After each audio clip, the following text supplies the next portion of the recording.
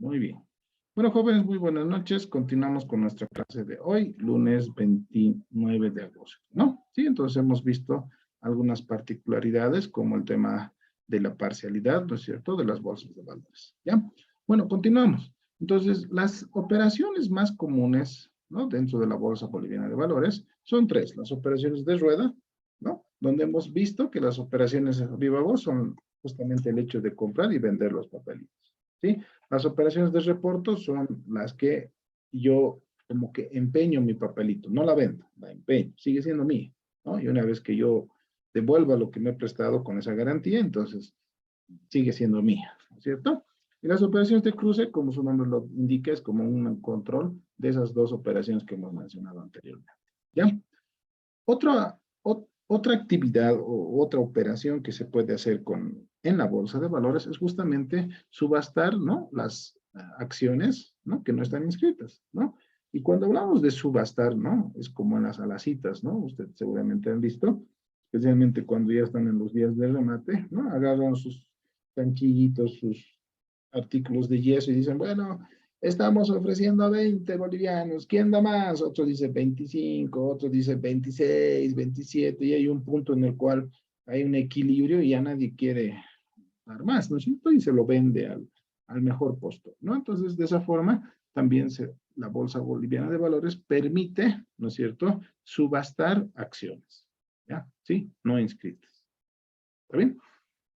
Y por otro lado, también la bolsa de valores permite hacer lo que se llama la mesa de negociación, ¿no? Les había comentado, creo, en algún momento que la forma en la que una empresa puede empezar a trabajar con la bolsa es justamente con los pagares bursátiles, ¿sí? Entonces, eh, ahí es donde vamos a también ver en su momento, ¿sí?, con algunas particularidades y cómo una empresa se puede justamente financiar mediante esta herramienta que se llama pagares bursátiles, ya que es exclusivamente para eso, ¿ya? Entonces, conclusión, tenemos tres grandes operaciones que se pueden hacer en la bolsa. Operaciones de rueda, subasta de acciones no inscritas, ¿no? Y justamente el mecanismo de mesa de negociación, ¿ya? ¿Sí? Entonces, esto, mucho ojo por si acaso, ¿ya? Pónganle ojo, cuidado, digan que no les he dicho, puede ser pregunta de examen, ¿ya? ¿Está bien? Estamos hablando de qué operaciones hace o cómo opera, ¿no?, la Bolsa Boliviana de Valores, ¿ya? Vamos.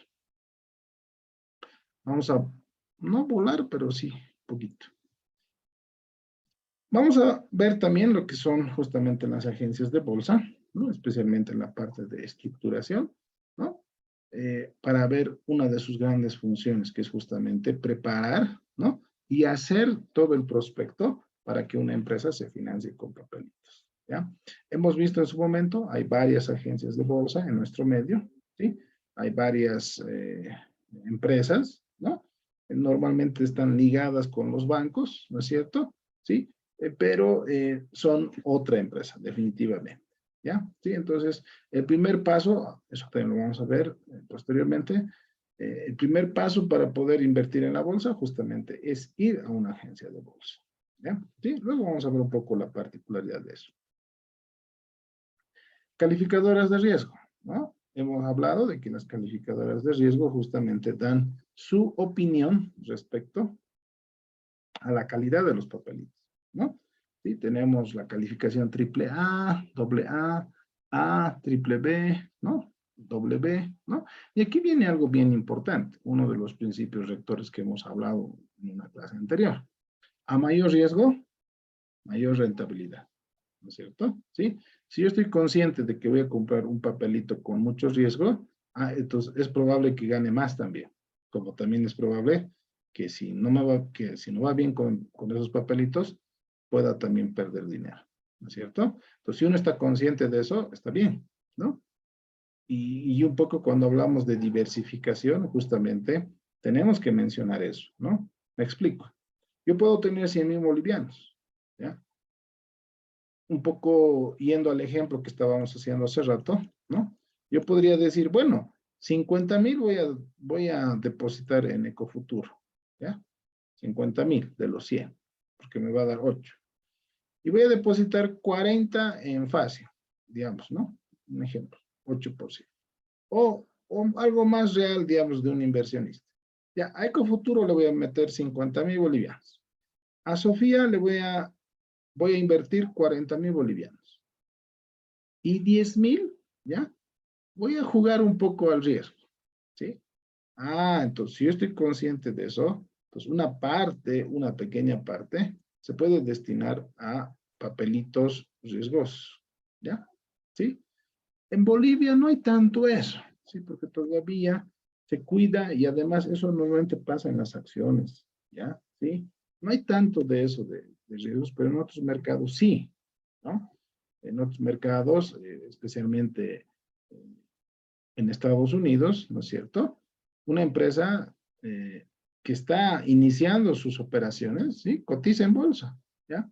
Y ahí obviamente tiene alto riesgo, ¿no?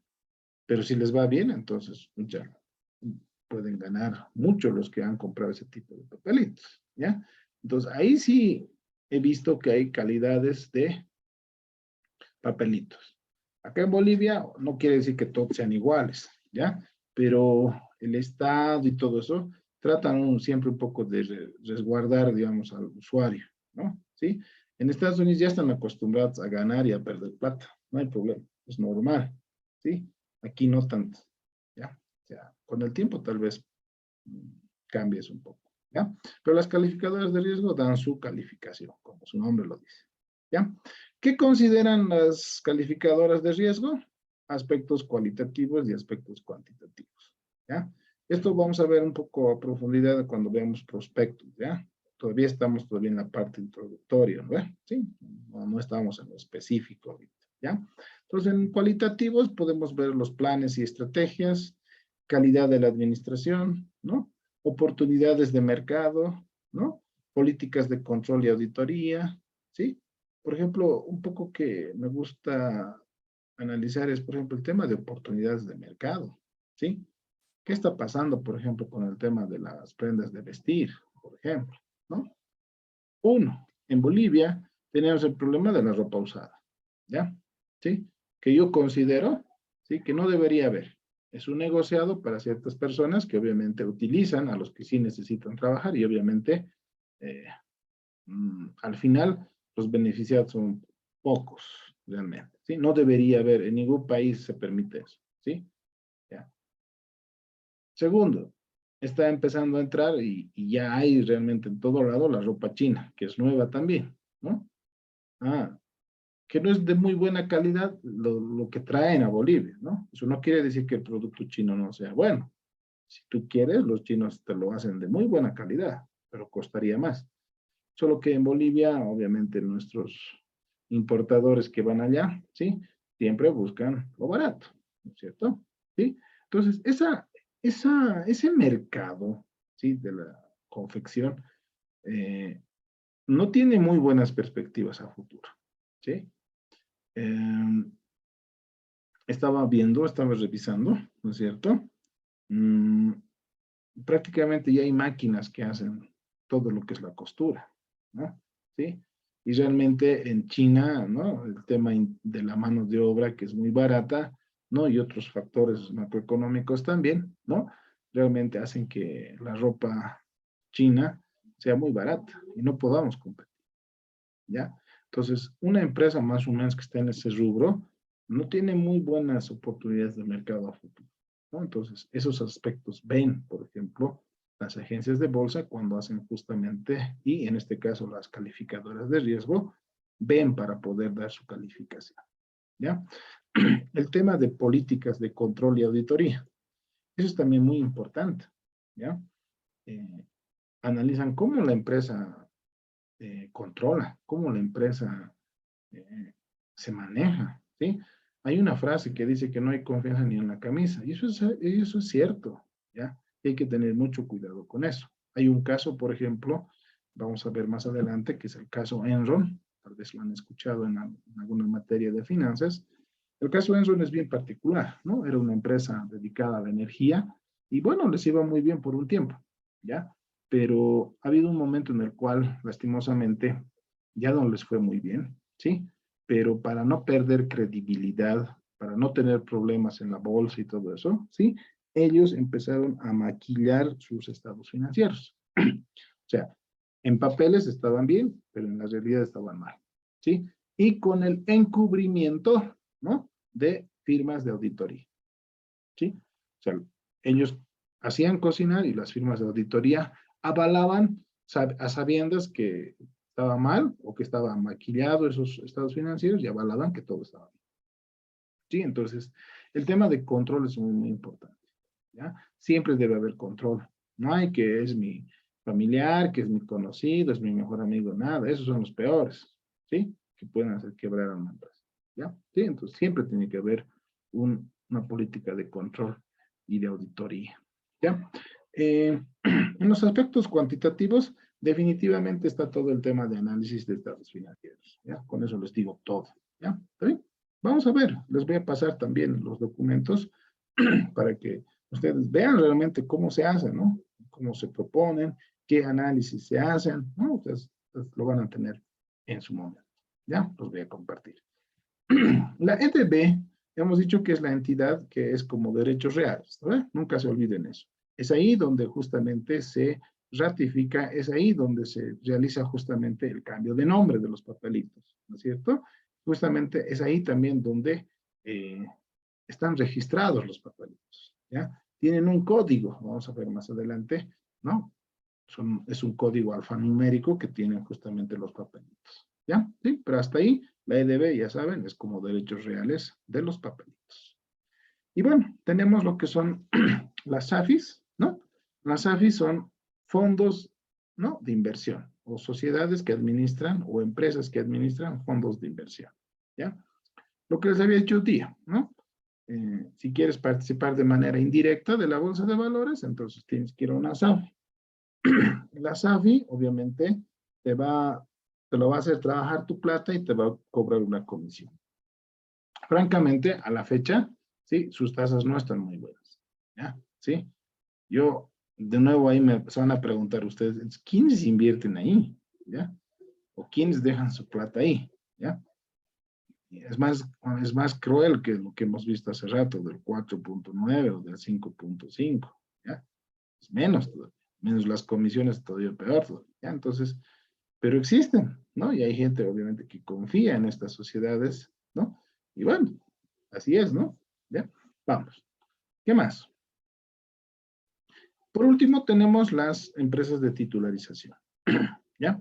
¿Cómo funciona una titularización a grandes rasgos? Ojo, más adelante vamos a ver puntualmente cada uno de estos temas, ¿sí? Como un capítulo, ¿ya? Sí, eso no se lo pierdan, vamos a ver con ejemplos reales, ¿no es cierto? No vamos a ver solo teoría, ¿ya? La titularización, ¿sí? Justamente nace de una cesión, cuando uno cede, cuando una empresa cede algún bien físico, ¿sí? O tal vez un activo, ¿ya? Cuando hablo de bien físico, estoy hablando de una maquinota, una maquinaria grande, no sé, cosas así, ¿sí? Y cuando estoy hablando de activos, incluso estoy hablando de ingresos futuros, ¿no? Desde la lógica de cuentas por cobrar, más o menos, ¿sí? Inclusive los bancos pueden ceder los intereses de su cartera, o sea, lo que van a ganar de su cartera, lo que van a cobrar los próximos años, eso a veces ceden para financiarse más, ¿sí? Hay varias historias, les voy a dar los videos para que vean. Por ejemplo, la crisis del 2008 en Estados Unidos justamente tiene que ver con el tema de titularización, ¿sí? Ya, los bancos básicamente, en primer lugar, querían ver cómo captar más dinero, ¿ya? Y se han inventado la titularización, ¿sí?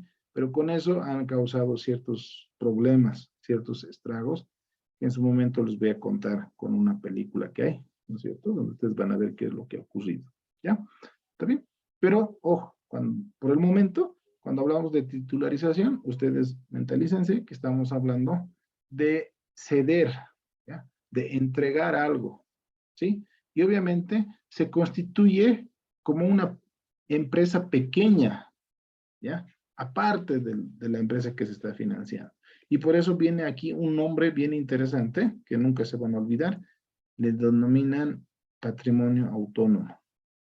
Entonces, imagínense, ¿no? La empresa Sofía es la empresa en sí, ¿no? La grande. Imagínense que tiene esas máquinas que agarra los pollos, los agarra, los troza, ¿no? No sé si han visto, ¿no? Ya no cortan, pues, no saben, no sé si saben, por ejemplo, Sofía ya vende por partes, ¿no? Quieres puros piernas, te venden. Quieres puros pechos, te venden. Quieres así partes específicas, te venden, ¿no? Entonces, tienen unas máquinas que agarran y cuelgan a los pollitos, ya todo pelados, ¿no? Y ¡puc, puc, puc! Una máquina les corta, ¿no? Entonces, imagínense que Sofía cede esa máquina, ¿no? Digamos que cede.